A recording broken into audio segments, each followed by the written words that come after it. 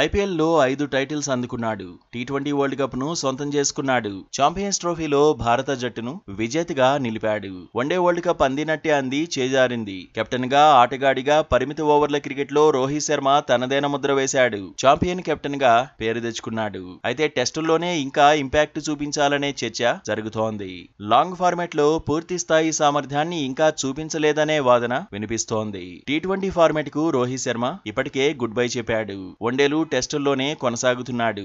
England తో test series లోను captain గా రోహితే వ్యవహరిస్తాడనే చర్చ జరుగుతోంది. ఇంగ్లాండ్ తో సిరీస్ రోహిత్ కు పెద్ద సవాలే. 5 మ్యాచ్ల టెస్ట్ సిరీస్ లో భారత్ సత్తా చాటితే హిట్ మ్యాన్ రేంజ్ మరింత పెరుగుతుంది అనడంలో డౌట్ లేదు. ఇదే అంశంపై తాజాగా మాజీ కెప్టెన్ సౌరవ్ గంగూలీ స్పందించాడు.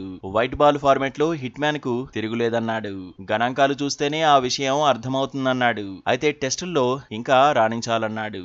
రెడ్ బాల్ క్రికెట్ లోను ఫామ్ అందుకోవాలన్నాడు. రోహిత్ సాధారణ ఆటగాడు కాదన్నాడు. కానీ సామర్థ్యానికి తగినట్టుగా టెస్టుల్లో ఆట తీరు లేదన్నాడు. 4-5 సంవత్సరాలుగా టెస్టుల్లో రోహిత్ ఆడుతున్న తీరు తనను ఆశ్చర్యపరుస్తోందన్నాడు. టెస్టుల్లో ఫామ్ అందుకోవడంపై ఫోకస్ చేయాలన్నాడు. ఆస్ట్రేలియాలో మాదిరిగానే ఇంగ్లాండ్ లోనూ కఠిన సవాళ్లు ఎదురవుతాయన్నాడు. రోహిత్ కెప్టెన్సీలో భారత జట్టు ఆధిపత్యం చెలాయించాలన్నాడు. లేట్ చేయకుండా టెస్టుల్లోనూ రోహిత్ ఇరగదీయాలన్నాడు. టెస్టుల విషయంలో మారాల్సిందేనన్నాడు. వైట్ బాల్ ఫార్మాట్ లో మాత్రం హిట్ మ్యాన్ గొప్ప కెప్టెన్ అని కితాబిచ్చాడు. టీమిండియాకు, ముంబై ఇండియన్స్ కు ట్రోఫీలందించిన విషయాన్ని గుర్తు చేశాడు. ముంబై ఇండియన్స్ కు కెప్టెన్ గా ఉన్నప్పుడే రోహిత్ ను తాను గమనించానన్నాడు. పరిమిత ఓవర్ల క్రికెట్ లో ఇప్పటికే చాలా సాధించాడని ప్రశంసించాడు.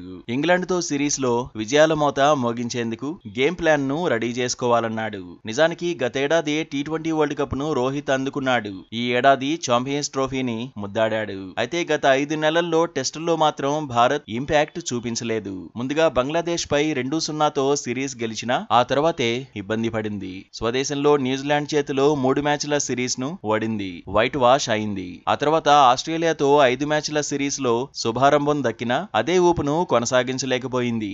1-3తో సిరీస్ ను కోల్పోయింది. ఐపీఎల్ ముగిశాక ఇంగ్లాండ్ లో రోహిత్ సేన ఎలా ఆడుతుందనేది ఇప్పుడు ఆసక్తికరంగా మారింది.